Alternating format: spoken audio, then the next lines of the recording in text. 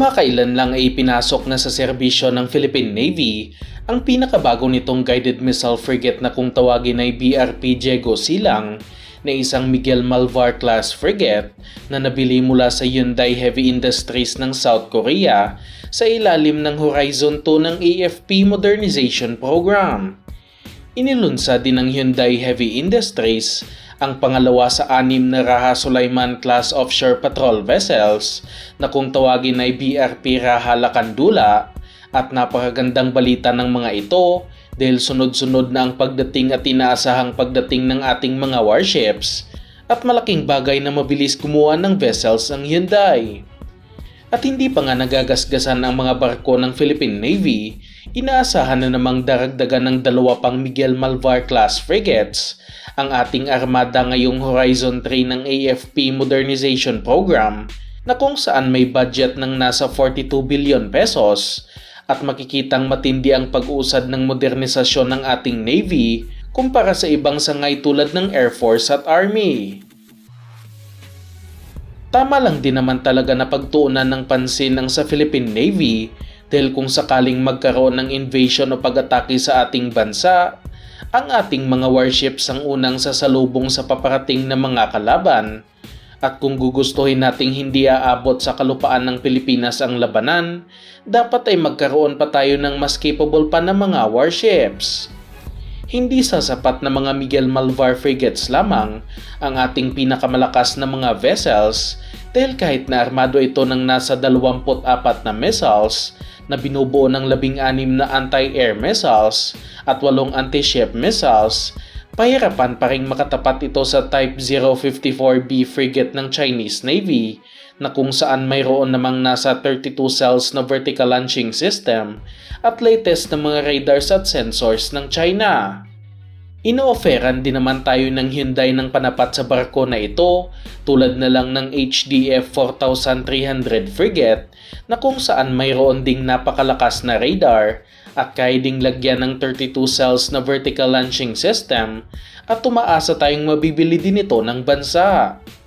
Ngunit ayon sa mga impormasyon na ating nakalap, hindi lang hanggang dito ang pangarap ng ating Navy matapos inihayag na kapag natapos na ang delivery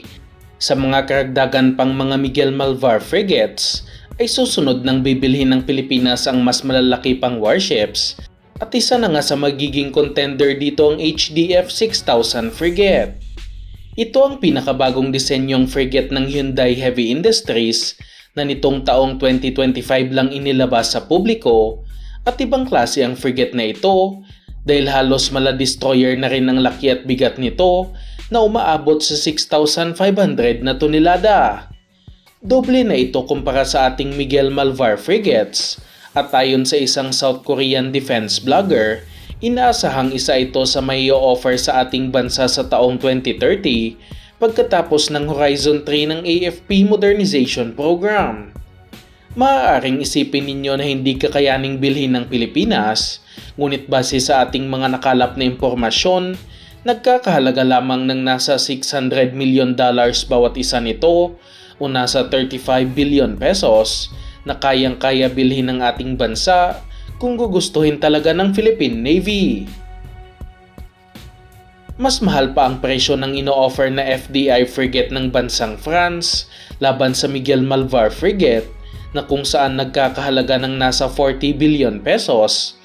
at palaki din naman ng palaki ang nilalaan na pondo para sa pagbili ng warships na kung saan umabot na sa ngayon sa 42 billion pesos. Nabili lamang ng Pilipinas noon ang 2 Jose Rizal class frigates sa halagang nasa 18 billion pesos kasama na ang kasalukuyang missiles at iba pang armas nito at nilakihan naman ang budget sa 28 billion pesos noong 2021 kaya nabili natin ng mas capable na mga Miguel Malvar frigates na armado ng mas maraming armas at mas advanced na mga sensors at ngayong 2025 ay mas nilakihan pa ito sa halagang nasa 42 billion pesos para sa mga mas upgraded na mga Miguel Malvar frigates. Kaya hindi malabong sa taong 2030 ay lagpas 50 bilyon na ang ilalaan ng ating bansa para sa mga bago na namang guided missile frigates at kung gugustuhin nating protektahan ang ating teritoryo ay oras ng bumili ng mga ganitong klaseng assets. Sa ngayon, naiintindihan natin na pinaparami muna ng Philippine Navy ang kanilang mga assets na magbabantay sa ating katubigan, kaya mga HDF 3200 muna ang ating binibili o ang mga Miguel Malvar frigates dahil nasa 15 billion pesos lamang ang bawat isa nito at kasama na dito ang mga missiles. Kaya ng tapatan ng HDF 6000 frigate ang mga bagong warships ng China dahil na rin mayroon itong nasa 48 cell na vertical launching system na paglalagyan ng anti-air missiles at iba pang missiles na kayang mag-intercept ng ballistic missiles at magsagawa ng pag-atake sa kalupaan. Hindi pa kasama dito ang nasa 8 anti-ship missiles na panlaban sa mga kalabang warships. Mayroon ding stealth capability ang naturang warship base sa ipinakitang disenyo nito at napakalaki din ito na kung saan may habang nasa 139 meters kaya may kukonsidera na rin itong isang destroyer. Ang isa sa pinakakailangan talaga ng capability dito ng Pilipinas ay ang kakayahan nitong mag-intercept ng ballistic missiles dahil wala pang ganitong capability ang ating bansa at ang pinaka-capable natin na air defense sa ngayon ay ang Spider Air Defense System na kung saan may range lamang ng nasa 50 kilometers. Sa ngayon, umaasa tayong tuloy-tuloy na ang pagtaas ng budget ng modernization program upang hindi lang hanggang pangarap ang warship na ito.